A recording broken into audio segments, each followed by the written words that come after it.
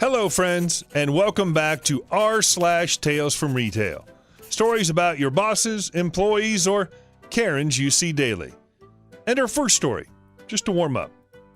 Don't tell your dad I watched a little boy win at life today. I was the customer in line at the checkout, and the cashier was ringing me out when a family, mom, dad, and a 7-year-old boy, pulled up behind me. Dad immediately wandered away while Mom started loading her groceries on the conveyor belt. After she loaded a few things, she turned to the boy and said, "You were really good today. Would you like to pick out a chocolate?" The boy got super happy, grabbed a Kinder Egg, and put it on the conveyor belt. Mom then tells him, "Don't tell your dad." Dad comes back, and Mom says she forgot something, so Dad continues loading the belt while Mom walks away. Dad then turns to his son and said, "You were really good today. Would you like to pick out a chocolate?" I have never in my life seen a kid look so happy. He picks another Kinder Egg and puts it on the belt. Sure enough, Dad then says, "Don't tell your mom." I didn't say anything to ruin this kid's wonderful 2-chocolate day, but I had a good chuckle walking out of there. Someone with better luck and some with less. And speaking of, the next story. Lady bought name brand jeans at discount store, then tried to return to name brand store. This happened years ago and still upsets me when I think about it. I used to be a manager at a popular women's clothing store whose name could also be construed to mean fast. The store also had an identity evolution, which resulted in a change from a French-sounding long name to a short one-word American name. The stores also changed layout and design from wood and gold to black and white. Important point. All the labels on the clothes also changed from white with gold letters to black with white letters. The styles also changed.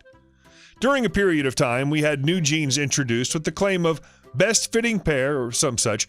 The instruction to management was that customers could return any pair for an exchange so they could get that perfect fit. This is important. Enter angry customer. I will be manager.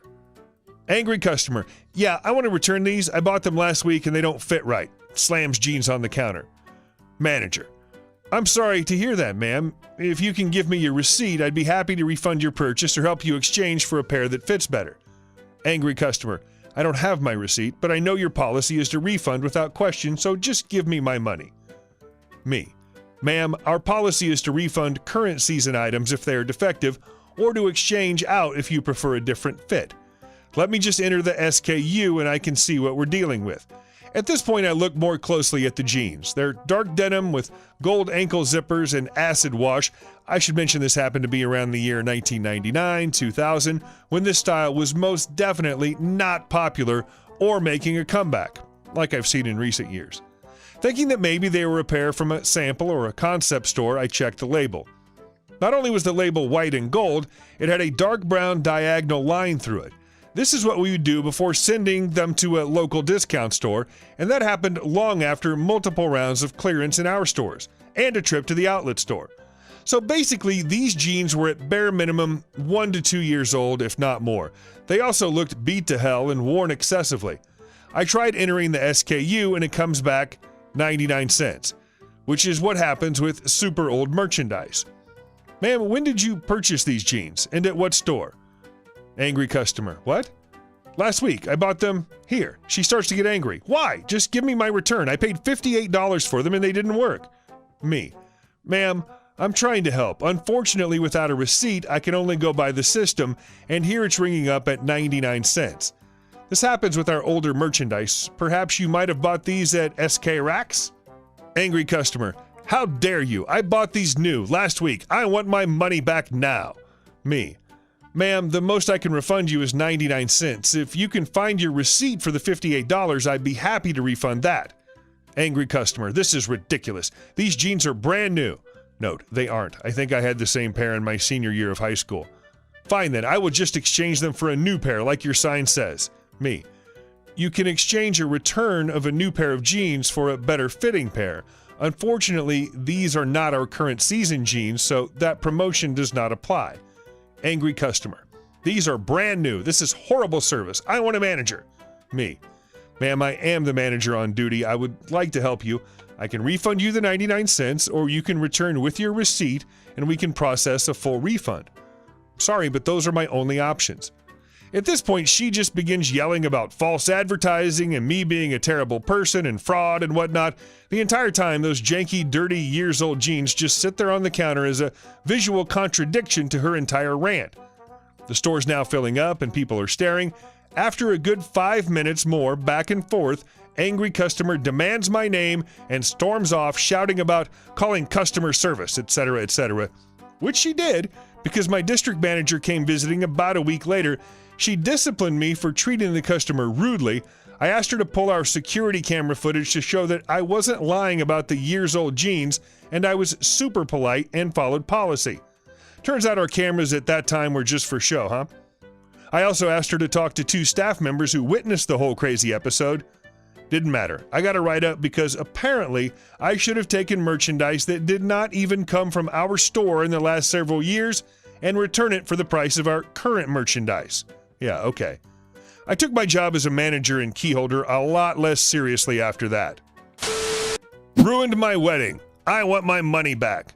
I used to work at a small family-run bakery. The job was okay most days. If I finished up work early, I got to chill and watch Netflix on the computer.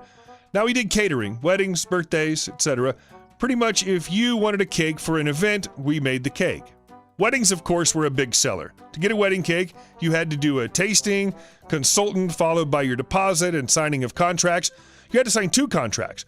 One stating this was or is the cake you want and you will pay this amount, and one saying we had no responsibility for damages once the cake left our store and all sales were final.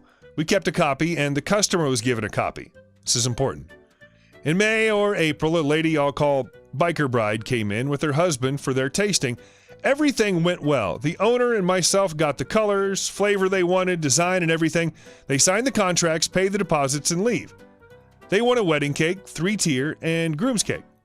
Now, just to be sure that's what they want, we make a point to call a week before the wedding and go over the details again with the bride. Everything's good. My manager was very organized, so everything was written down, saved, printed, and put into the customer's personal folder. The day of the wedding comes, and my manager and I have worked into the night to finish the cake. She was exhausted, so I told her to go home, and I'd handle the pickup. All the bride has to do is pick up the cakes. That's all. Pickup time comes, and the bride walked in with like half her wedding party. The cakes are sitting out so she can see the work. Biker Bride: this isn't what I ordered. What is this? I didn't order this. Me. We went over this. Everything was made as you wanted. She had sent us pictures. Everything was perfect on the cakes. Biker Bride: no, this isn't what I wanted. The blue is too dark and I didn't want this to be black. Now, just to clarify, she wanted the groom's cake to have his biker logo on it.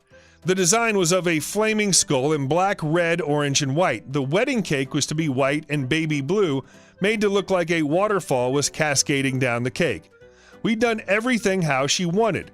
She said the black wasn't what she wanted, the skull looked scary, and we used the wrong color blue. Biker Bride won't hear it. She starts crying and wailing in the shop. Her bridesmaid, who'd been vaping the whole time, started yelling and cursing at me. Bridesmaid: you ruined her wedding. So lucky I'm a cake decorator and I can fix this mess you made. You call this a bakery, trying to cheat her? I was a wreck by this point due to being up half the night to finish these cakes, but held it together. I repeat store policy and repeated the written and printed contracts to show we had followed her instructions step by step. After nearly 30 minutes of crying, cursing, and screaming, Biker Bride and her party left with the cakes. I closed up and hoped that would be the end of it. Nope.